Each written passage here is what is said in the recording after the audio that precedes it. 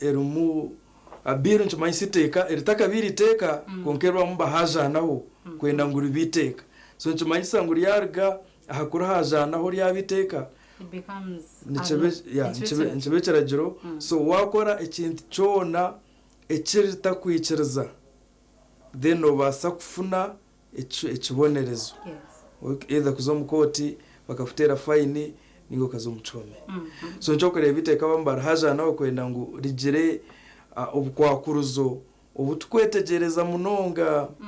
so ejibiru nkoko wambuze ne gamba ki ejibiru erumu negezaho kwenda kuchendeza sente ezukutaho muyanga kwenda kumanya ningashi okurebereza kuregulatinga kurondereza ahakasente kona kataha omuyanga zukuza individuals me zukuza government ebitongole omwishomero sente ezo bazirengo na sente ezukwijomba individuals abantu ningashe bitongole zitare zukuza government so your government tutwine kuzirinda sente biro kwija negirango na sente zikwenda kuretaho bwene sente zikwijomba abantu nzibasa kuretaho influencing aningo kureta butabanko disruptive activities ebintu so bireji erumune retaho ebintu itwe ebitu bintu mbanyangu ninka obugabe bwitu for example habireji ntumanyangu buri munya-Uganda wena zarirwomu ninga sho umuntu ari citizen ariyo munya-Uganda citizen tumaiso ariyo munya-Uganda nakigambira hano omutuze ninga sho Uganda erebere nko mutuze wa Uganda no bwakuza heri yihanga naguma ari umunya-Uganda obaza kora heru obaza kora America obaza kora Rwanda hano no bwakuza hano Kenya naguma ariyo munya-Uganda konkeri teka rumundi gezaho kugira ngo buri muntu washobora heri yihanga ari ya Uganda naba foreigner naba ninga foreign agent na yaba foreigner na yaba munyamahanga mwenjento no munyamahanga enduga mahanga na yaba enduga mahanga kasta okrosinga border yitu ya Uganda okazahero obogire futere cyeyo obogire kupakasa oba ugire gukora ikintu cyona kasta ushobora heri yihanga waba umunyamahanga so ejibiro egarke leta y'ikinde cyo kugira ngo omuntu wawe yaza hero ubwo yaba umunyamahanga foreigner yakusindikira sente hatiyo no waba agent wa foreigner ningashi agent imukunda cyamure agent serecenga agent njimaiso umuntu owokoresa owatuma owokoresa so yakwasente hatiyo no waba umuntu uwo munyamahanga ari munakoresa ningo wamahanga gariyo nagakoresa ninga sho wamahanga gari mugakoresa so obwira ntumanya ngo foreigner no muntu atari umunya-Uganda katugirebwe nk'abajungu hatabona abanyamahanga ninga Sudani ninga n'abanyamahanga so konkati ejibire resero element yo kugira ngo ni uwo munya-Uganda kasitoshobora heri ya Uganda atuwaba umunyamahanga so wasindika sente zono mu Uganda uri kusindikira umunya-Uganda hatogo umunya-Uganda nayaba agent wawe so agent wawe hatecho nka wabo ine muhara wawe munaterekeyo Dubai yakusindikira sente hato kabire watangiye kuraba Ministry of Internal Affairs kumanya zirinka obeno yesyaho mwero kugira ngo tabura wika ombe buge buhanga anyway so a foreign agent ashemeye kuba nafuna certificate of registration kugira ngo bamuregisteringe bamanye nko umuntu arabe nafuna sente kuriga heru. So once you're registered, you're allowed to have that money, that 400 million and above. So once you're registered, oshemeye kuba nofuna sente oba oryo muntu buntu ningo ry'ekitongore. So echa 400 okuba kucheretamu no basa kwakira sente kokati norekera gireki kirumu kigira ngu wayakira sente zirengere miliyoni 4 otine approval ya minister no wakora umushango. Okay. So chimaisa sente zone zikurenga miliyoni 4 ushembe gumana ofuna approval ya minister. Kanshobora kumambazi mwenika clearance. Yes, masindi actually kirajo kigamba nku wano mauno ku receiving sente ezikurenga miliyoni 4 umwaka gona. So no baguza kwa installments ukaza ka miliyoni 4 cyendo funeki ukimanyise ukigambe bweno ubahandikira uti kugira ngo kiragiro kitakora kitakwata. So wahenda kiragiro echo batireho kachiboko okukomwe myaka 20 ningo kushashura fine ya 1 billion. Hati wa receiving bina washashura fine ya 1 billion. Yes, so ebindi ekiragiro cyo munsi introducing oyirohonka ejo certificate of batiroho okugira ngo waza kufuna certificate yine mitendere yo kubanza warabamo nokora application then ezo wa minister road department minister of internal affairs meaning any money any amount yes. ino kutunga kuruga here or ino kutunga ejo certificate as it is nko kushira hati carry on ntitegwa kufuna certificate so kuza kufuna certificate ejo no ukora application ezo wa minister. So ekiragiro hati nko kukiri tikabire kiragiro nka biro kweri minister no warukwereza orsa ninga no warukwanga kurukwereza ninga no warukurukuyaho ninga no wafuteka obukwakuruzo erizoba nkomo stories itwantureba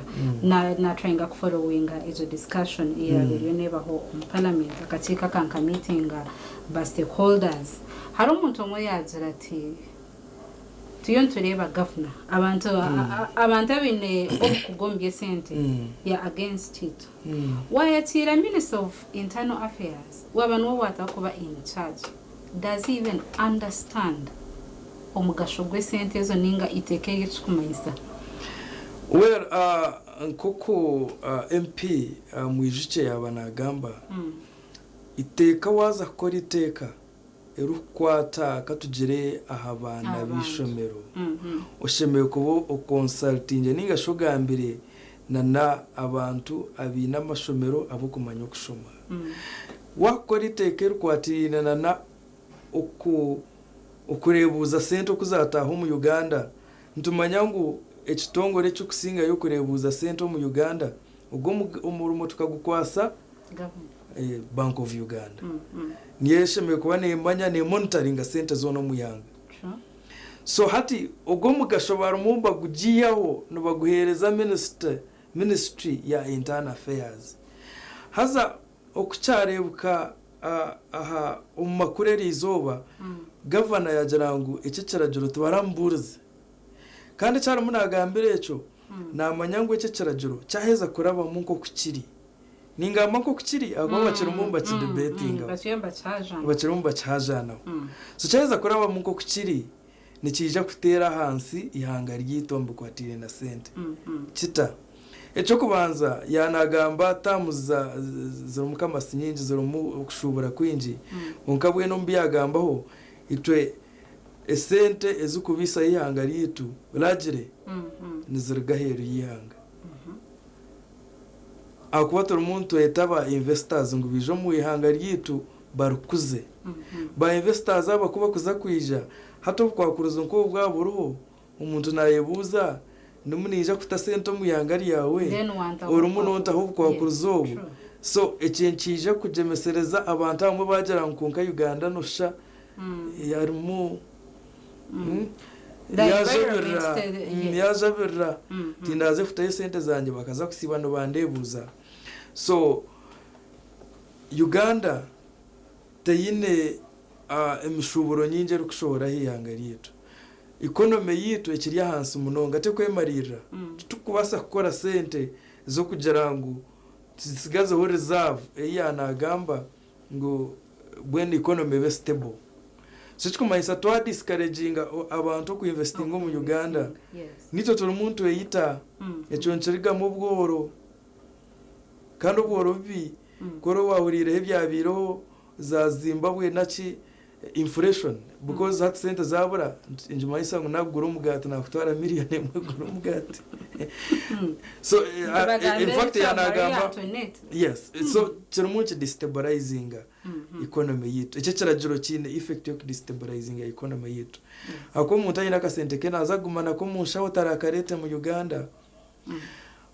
why ekingambire echo noreba ngo umwitekeri batiremwe cyo bakweta government policy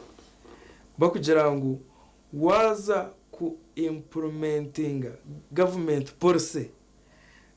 policy intumanyisa ngo government yitu ya Uganda ine bintu ebye kuba nekora biryo mugasho gwabyo kuba niyo yabukora nkachi government yitu eyino mwoga go kurebuka ngo tuyina marwaro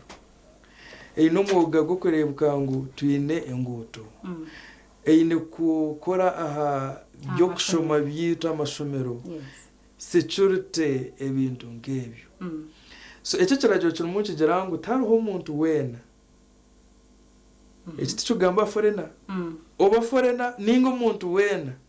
ashemeye kuba nateka government policy umunkora atine rusa ninga tamanyise ki atamanyise minister so cabinet ine kwa approvinga so inchereta checho nchimanyisa nyo hati nchine rusa village yaberuho nko muntu arkwekundira kugira ngo kanshume hariya naraba kazi bari ya wodi nanyine mu kasente kanje nubarara hansi ntikambombe kereki kamba gure bitande hati nchinje mayisa hataho umurimo gwa government kandi nyine kufuna cabinet approval. Okay. Yes, yari mnonga wasakwa note gita utuyuntu shwijmani gashintutera tot omu iteka area protection of sovereignty bill eyoma hugo nk'imibiri abana mkaga kanu studio twine mu council oine Kenneth twishaka sakase umgahumuro otargaho ntugaruka.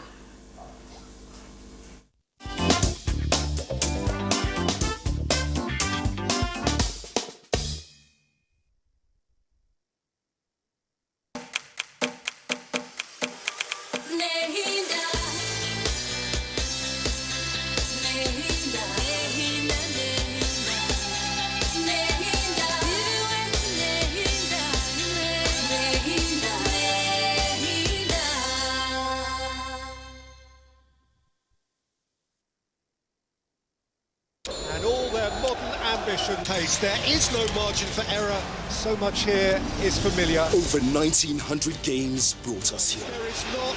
a sporting heat quite like this. But history doesn't care about the journey. The Premier League is the best league in the world. La Liga is far and beyond the biggest winner. It only remembers how it ends. You bought it. It's not a word. You bought it. 8 titles. 1 month of mayhem to decide them all. Outstanding from Patrick Dorgan. Stay connected and watch DSTV to catch the football season finale this May. It's on. Waba tukurise momo no hemru abahinguzi. Gwevayo jayo buguru. Ye harebe jumo kozesa momo app ningashi nyiga *165*3# kushashura nabwanyima oshemerera kushashurira busha aha bishare bya hansi ya shirinje 15 agone gomanyiga momo.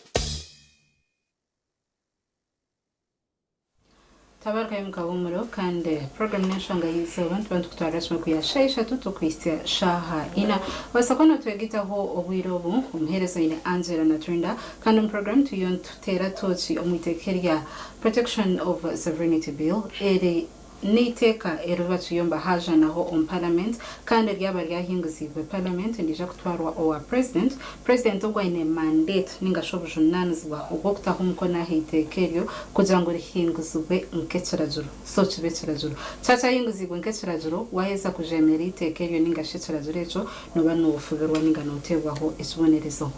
program studies between mo council oine Kenneth yabayonatu natshobora itekere ndomanisa cha muntu wa burijo kandi ryaba ryahinguzibwe rija kuba ndomanisa chi muntu wa burijo ningashi Uganda na nebitungore ntureba ngo itekere ngendera chumwe aha muntu that is an individual ngendera chumwe abitungore hamwe na companies zindi ezokutunga bweze korga heri hanga waza kutunga sente zona korga heri hanga oshime kuba oine orsaningashi oino kwanza waza wa minister wakamgama ngonisha notunga esente zokwingana sti ninga omubwire uboshimbwa nozitunziramo then abone kuhereza authorization ninga shorisa kwasa kutunga esente taka jonka humo twabatu yontereba itekeri yaba ryahinguzibwe bisha kwa rine karchi aha ya Uganda yonka twareba echo kujangu esente ba investor basa kujangu haba harobwa kuruzo how about esente zanje zitwara mahanga ganinga shandire cyo mwihanga ryanje ninga nyigumere ne sente zanje nikore businesses zanje but then we look at omkago gwa Uganda na mahanga ganda so no jangu nchisha kubanchi tekan such star omkago gwa Uganda na mahanga aganda nago kanso Kenneth ndire tu East African community ejo negitera hamwe amahanga ga yumchange cha East Africa Uganda iza kutaho kwa kuruzo. What happens to abanya-Uganda bayomba ko rumahangago? What happens to abantu abakorwa mahangago abari mu Uganda? Eriteka ninjira owariteka tekere yine byatarateka tekere ho muno. Yes. Honestly. Akuba wakureba etekeri already president wito Murungi no muntu arukunda ngutwegite for example nka East Africa tubase kugira force no maga agaterine ngo gategufa kugira ngo twiyiheyo bwene nka East Africa ncokoreba turi ombitongore bindi ngakomesa common market kugira ngo twantuguze ibintu byitu tubantu buguza frire tutari home shoro ncokoreba for example wanoza omahanga ga East Africa tuchetaga passport you use your ID no tahamu akashesheri izoba umwazyo orgam waguza wagaruka so eriteka ryakwata nyo muntu washobora aheri yihangarika nkora forena eco kwanza tinda yikunde ako kuriya tubakumanya no mu Uganda banjara ngo ndiki ndiyo munyamahanga so umuntu yaje ngo uriyo munyamahanga njye mayiso wanyu maybe yakunda so atwebuza eriteka twaza kwija koragana tutana batahe bitu ako uko kwije mu Uganda naza kusigara ryo mu Kenya kunga yashora na yagaruka muyangariye no mu Kenya yana twara sento muka kuza kugira ki yayombekayo tubara muteko ho bukwakuruzo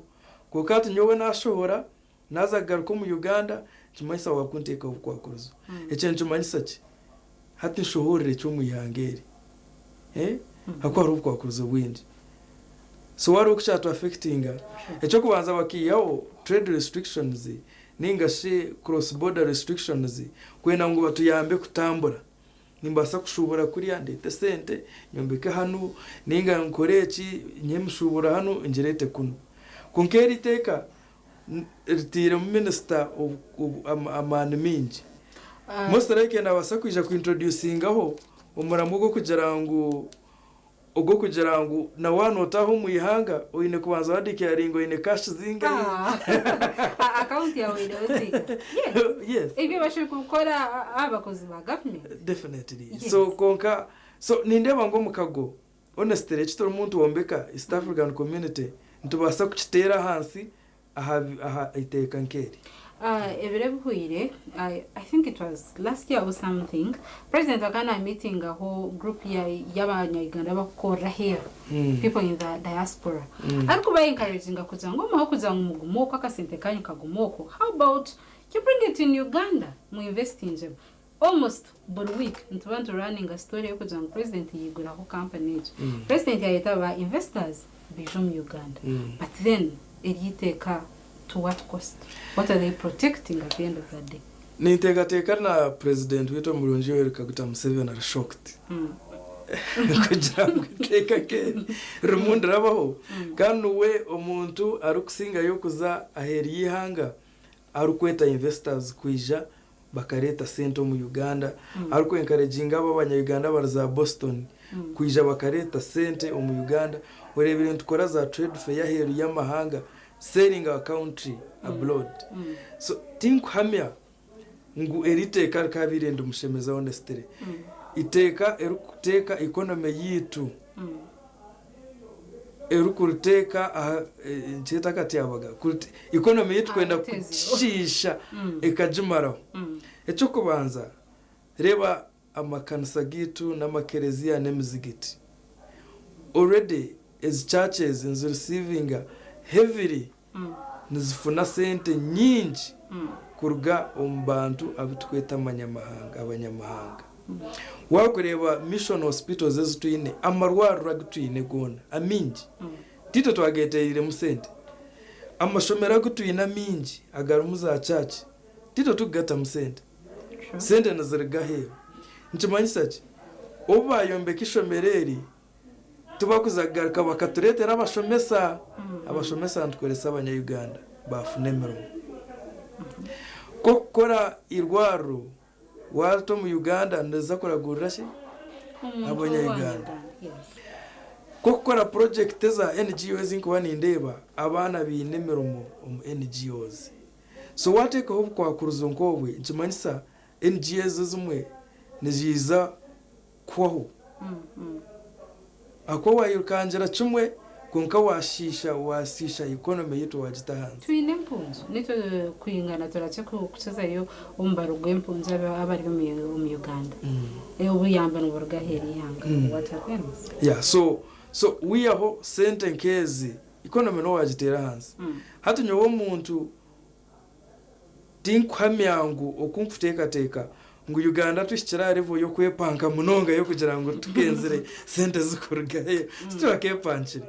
tukikira revo yo kwepanka honestly tukikira revo yo kwepanka yo kugira ngo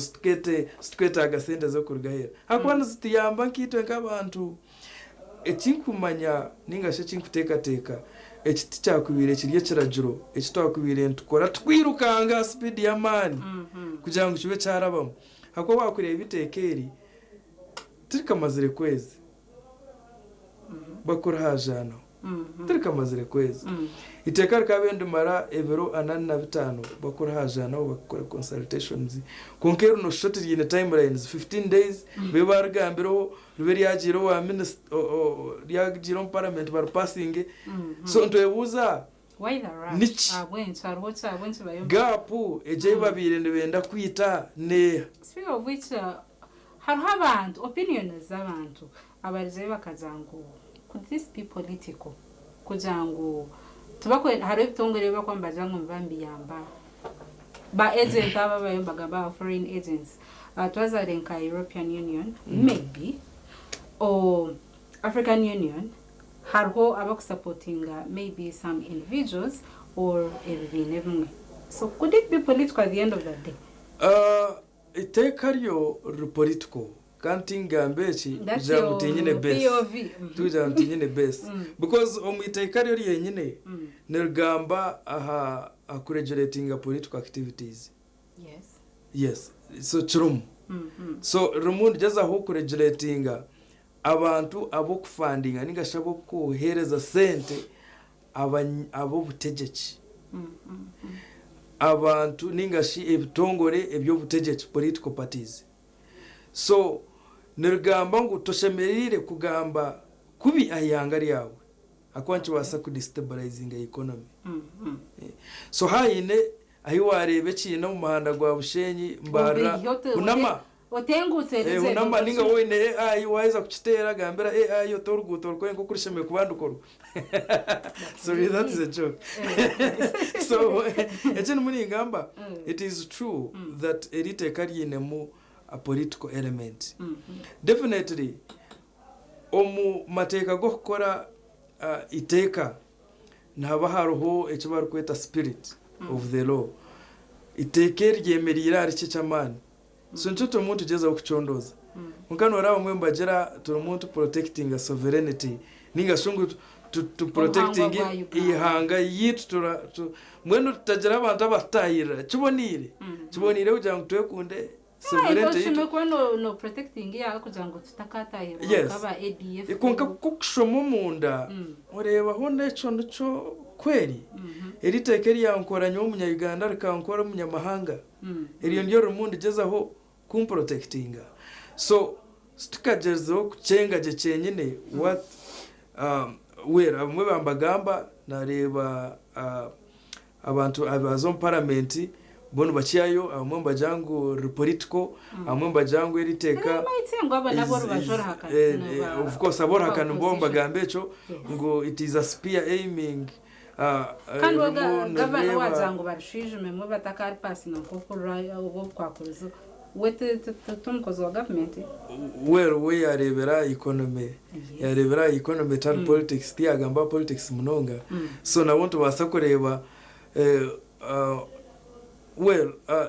uburtakaraberemo katamye vizona mbije kuzitekaho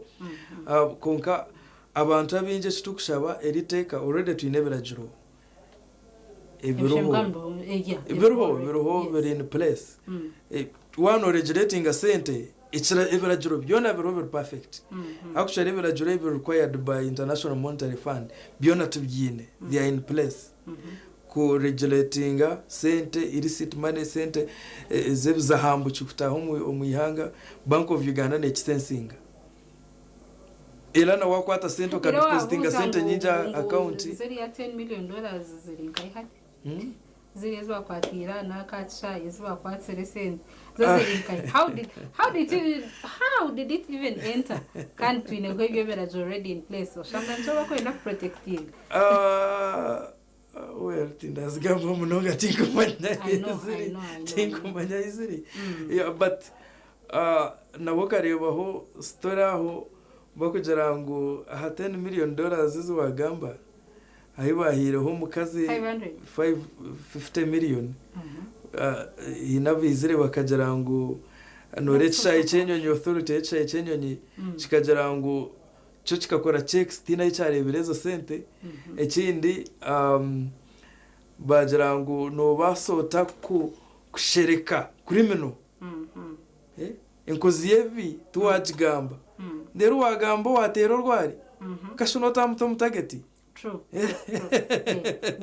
akukabino shereka owahereza information ugendo kwatachi enkozi yevi yeah so atezo norezi kazi stress change ino stress change munonga then harona nturebana nebyo burambuze abo barambuze nabo bagambire wakurebera iteka besikare baroya turi umuntu tero rwari akubantu receiving ntufuna instructions kurugaheri yanga ntujekera abantu abo kurugaheri yanga so nchumanyi soko umuntu yakumpa instructions nanya hata nina ba foreign agent nyine kuza kufuna certificate kunkana asa kuba muna handling a matter very urgent ntureba aba architecture ninga shabutu kuja nkabombe chi ninga chi nabomba jangu bafuna sente abantu abahereza sente kuombeka ebintu byawo mu Uganda so nawaze kuramo mu inconvenience ejo turi muntu reba aba faza ba bishop bona hate bizire akwamba mango eriteka ryaraba muri abaheza akwa basically religious institutions enyingi projects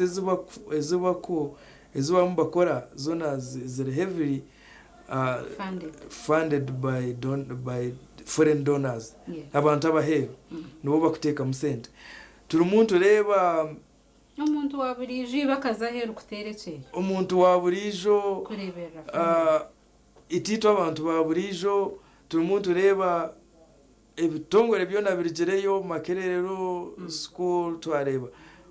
Banka because banka tutine banka zikwemariro mu Uganda. Ninjani twakureba mbyare byitu tutine sakoze. Ezo nzo banka zetu zitwekoriye. Konka zo banka stuzine. Banka nyinji eriyo mu Uganda na subsidiary ninga shinitaji ya banka y'enkuretari mu Uganda. So as banka zikora international trade zifuna sente kurgo their mother companies ninga companies zabo zikuriya hero zikubasindikira sente. Ibyo nambija kuba regulated by Minister wa Internal Affairs atari Bank of Uganda. So naombe tinira so kugamba hacha tourism netayiza munonga ihanga. Twarebaho abakungu abamwe omutourism bakujangu eriteka nirgija kushatinga down the whole tourism sector. Tourism sector neza kuzahansi. Tuzakora domestic tourism. Itito tweka tukunda kuzakureba ebikoko byitu akwastwine sente. Sente nazarga heru ya mahanga abantu ba booking abasindika sente. So chumanyisa nyowe nabandi omuntu company erumune yakira sente kurga heru nyine hori miti tisheme kufuna sente zikuingana ziti aba tourists bamumba investing mu Uganda. So hati bombija kuteka katureba tukuyerero kuyendera aba investor ubonka bari mu Uganda already abanya Uganda. Let's look at maybe ham also deal abantu binesente zabo zo kwemarira. They have a lot of money. So nabo mbisha kwa bari affected by this law ninga just nechaba here bonka because nabo tutinda ku regulating sente zabo. What if they are funding something illegal? Well, funding ekintu kiri illegal already icharajo tukuchichereza because tosheme kwa no kore ekintu kiri illegal. Tosheme kwa no engaging ekintu kiri illegal ebiraje ebyo biro. So abantu ababahangu I remember there is akaro hubwiro hamu yafuna sente akana andasa sente kurgo mu DTB konka banka ya DTB Uganda ketine sente zikumara. So yakora iba kweta syndicated banking yafuna munwanu wayo banka ryo muri Kenya ya musindikira sente banko wa DTB Uganda. So DTB Kenya DTB Uganda bafuna sente bazerezoha bazo mugiga agenda yakora projects ze ijazaza issues. So but ekini muni ngambira na nabagiga bitwine nabo mwembe taga sente zarganka ezarga heru. Yes because eri tokazaho okaba wenka you cannot be an island. Yes so ntwetaga sente engeri yona akwatira umuntu kura akoketa mani bahingwize bira yo kuta akabia the spirits kuta mu Uganda petrol maybe bamushoro nho baragwihe maybe tokamanya ati ihanga tokakura turikakura aha mushoro gonga akumushoro no henda abantu kandi umuntu yashashura umushoro asheme kusigazaho balance yo gukora investment. Ejo investment niera rigemo employment because ihanga ryo nkaterikayimarira kugira ngo rugena rutereze mirumo twena tufune mirumo area government twine kufuna abantu abine sente zabo nkabantu tukora project zabo bakatereze mirumo bakabomba bashashura economy nkwe kutambulete. So eri teka ritirecho jirangu wakora wa promoting a foreign interest then you have a problem. Konka tinkamya ngo hari umuntu ari kwereza sente yabari waheri yanga because kigambo foreign interest nayo bacha define injire yakwereza sente definitely nana arabye hece. Yes bigambo byo byamherkanse. So abantu bona bo kutureba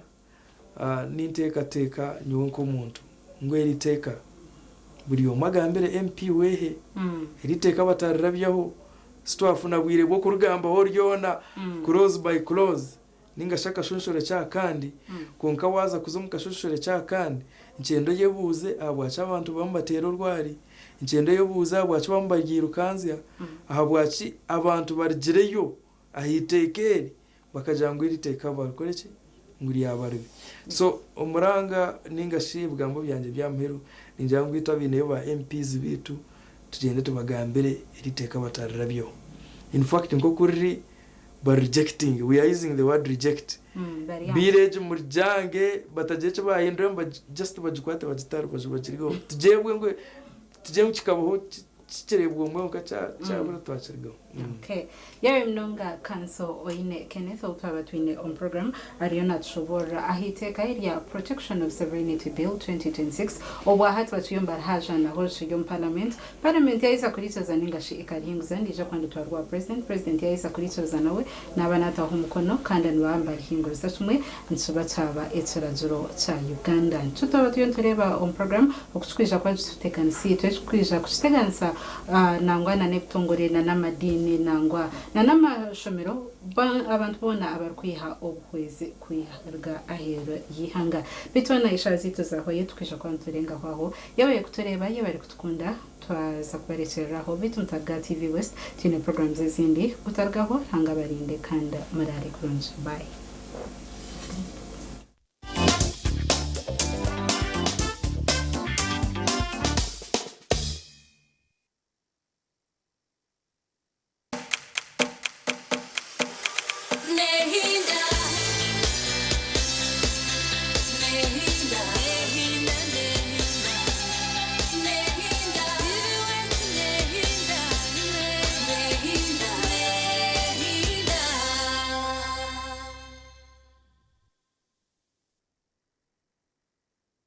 waba tukuzise momo noteganisi bizuba ryona bro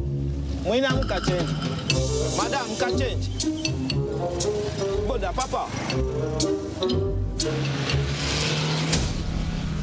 yiharo kuteganisi wizuba ryona kozesa momo app ningashi nyiga *165*3# kushashura nabwanyima oshemerera kushashurira busha aha bishare bya hansi ya shirinje 15 agoni gomanyiga momo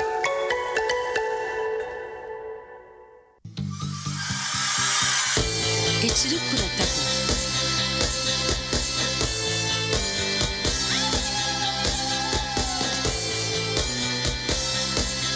Hajirwe Bana Uganda mwena mwebale kusima bachogela Hub Products olakufuga zendwadde zensusu zonna tonyiriza bato n'abakulu era basimye empereza yaffe tulese bipya ku katale leka ekiroto ky'omwana wawe okukola omubyenyonyi kikirire na Uganda Aviation Academy twamibwe ayata na UCAA.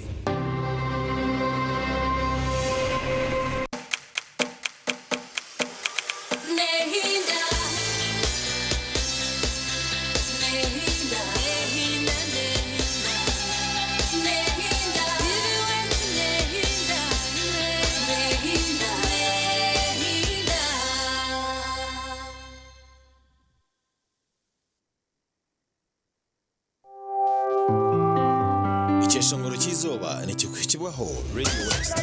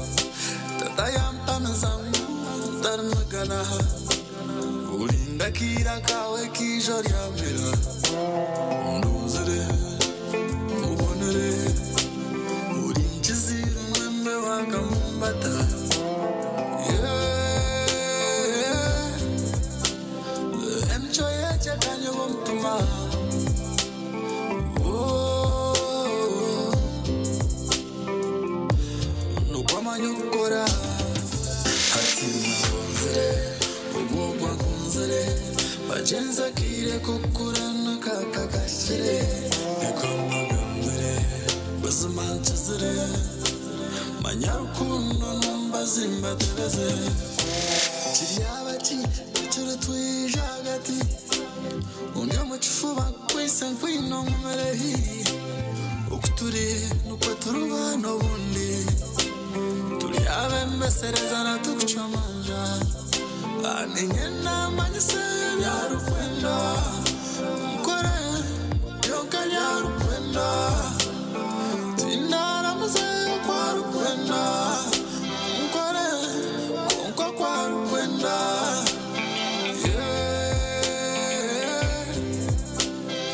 emcho yeche kanyo mtuma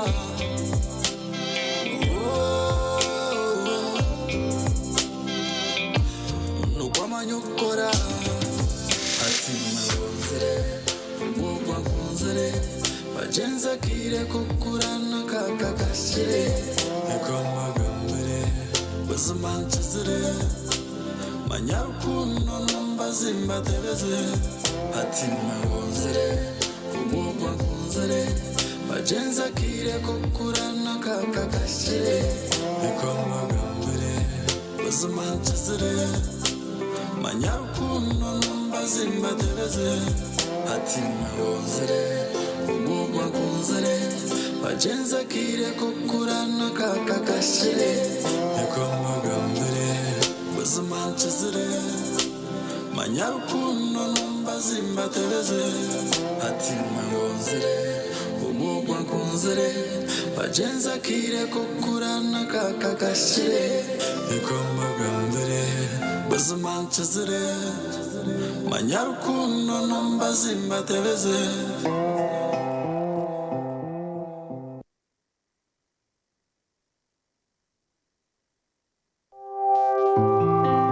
Icyeshongoro cy'izuba cyabanje kukibwaho Radio West.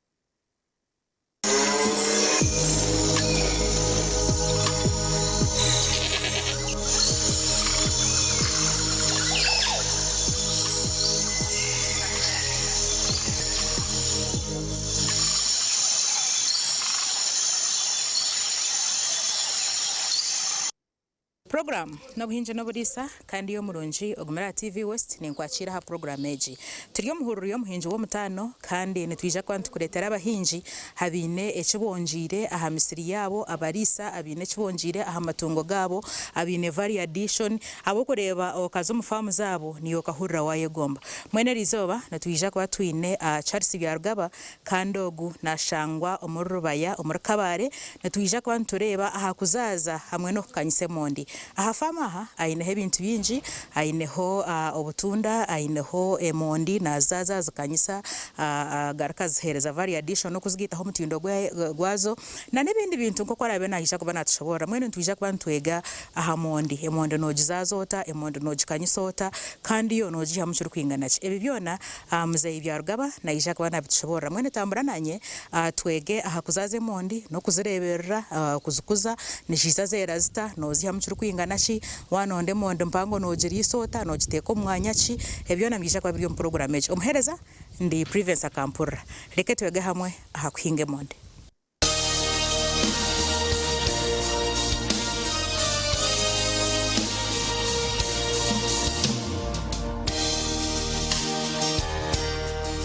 kwakira program yo hinje no burisa yayanjurira bari kutureba otugambere enterprises estwina amanyo akampurira nashimirwa okuba hamwe nimwe muri Gerizoba umufamu yanje eri kushangwa Nyabyumba village Katenga parish Kamugangu sub county izina ryanje ndi Charles Byarugaba ndi managing wa director wa CK B Clean and Quality Seed Potato Production Enterprise ninkanyisa emondi ezo mutindo ezitaine mu kacokole kona ko burwaire nenga virus kandi ninkwatanisa na kacwe kano naro kazadi eyo eyindi kuiha plantlets nkazireta nkazikanyisiza screen house kandi hanyuma yo kumara munke myezena nkayiha mu mini tubers. Ezo mini tubers niziba ziteineho ka rweire na bushabwo kuba nimbangirizeho munonga kureba ngo narinda umutindo omushenye gundi kuzibyaramo ningogesa jika ninguto mujika kumara mwe shaha 2 kugira ngo ubundi harimo akakoko kona kafi kandi itaka rindi kuzangiranamo naryo ni sterilizing niziteka kugira ngo nabwo bukoko bwo buri mu buhere nandi kumixinga kire emwe yo mushenyi nintamu kiri 2 ezeitaka rero namara mbyaramo bwa plantlets obwi bukura okumara imyezena mbweno endeberera ne ukuni bwetenga management y'amani nibwetenga ubuyonjo mu screen house abo kandi tuba tugeni source of quality seed then namara kusharura mini tubers ahizaryo kusharura nimbanza nabara obuti obwa surviving katugambe kuno kuba nahingire nka 13 ninteko kubara ndebe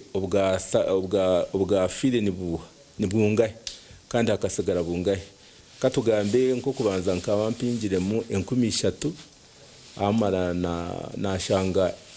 2 hasigaire mu 2 rushanju 80 obwa surviving